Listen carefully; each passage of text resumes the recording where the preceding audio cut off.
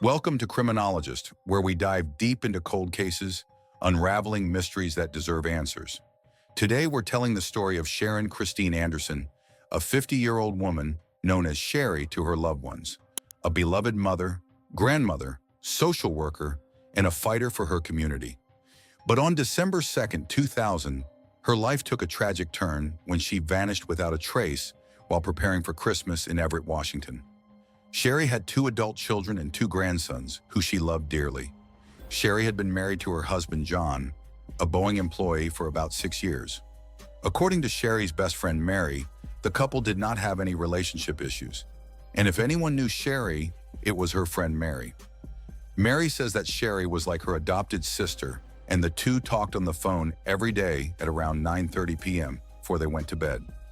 Shari and her husband John were both fans of Harley-Davidsons and rode motorcycles in their free time. Shari filled her time by being a devoted social worker and loving mom-grandmother. At DSHS, Shari worked with adult clients who were attempting to become independent after being on welfare. The job was challenging but also rewarding, and she had worked there for 15 years. Co-workers reported that Shari was dependable and hardworking. Shari's youngest daughter had just graduated college, and she was very proud of her daughter's accomplishment.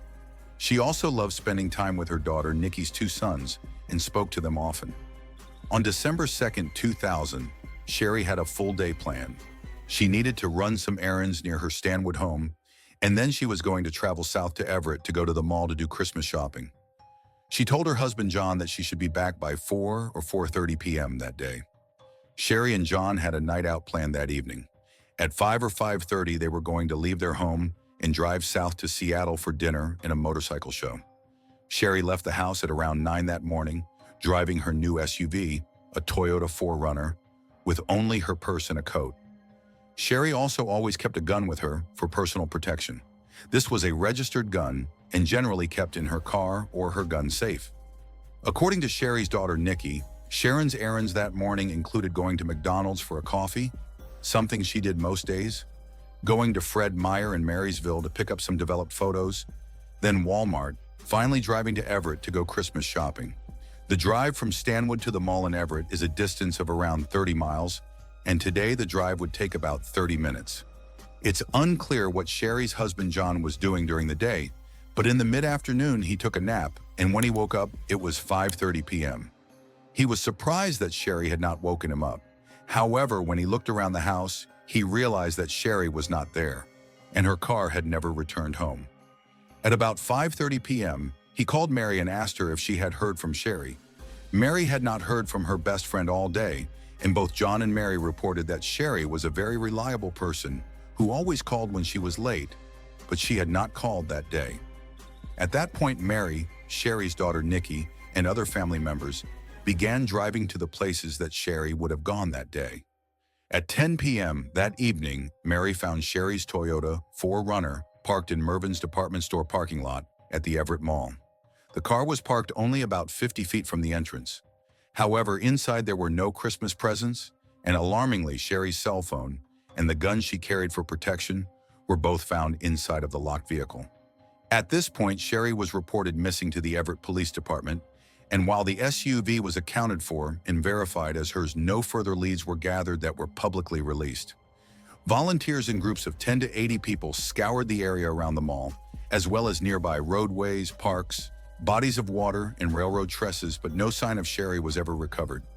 Reports differ on whether or not police believe foul play was to blame in Shari's case, with some newspapers reporting that Shari's disappearance was suspicious and foul play was likely, while others report that foul play is not suspected by police, and still others say that the police simply don't have enough information to point them in either direction.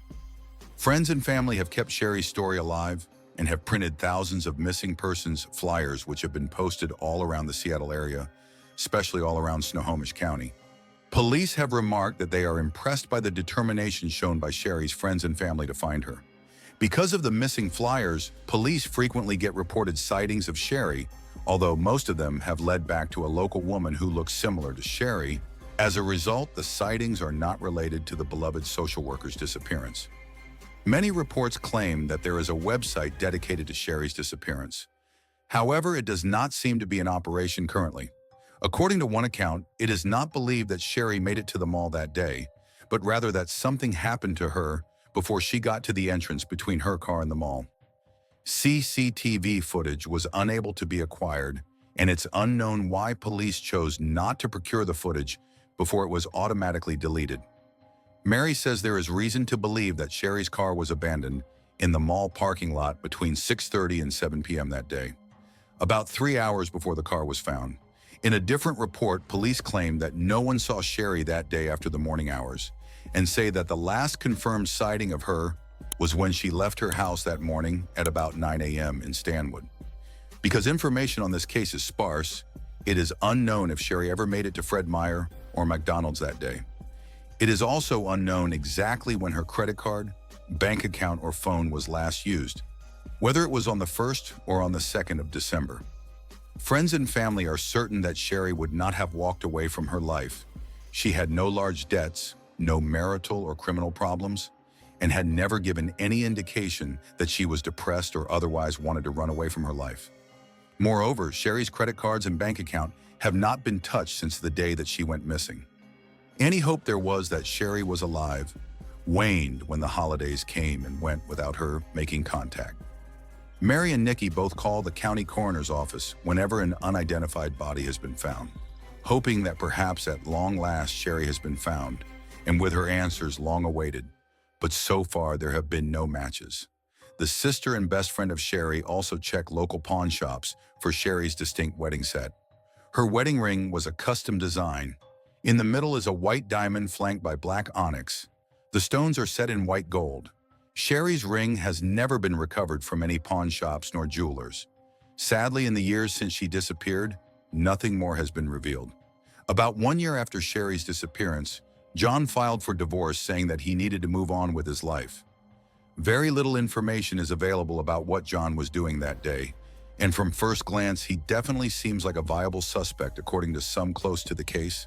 However, there has been no reporting to indicate he is being pursued as a suspect, and Shari's family members and friends have never made any negative remarks or pointed fingers at John.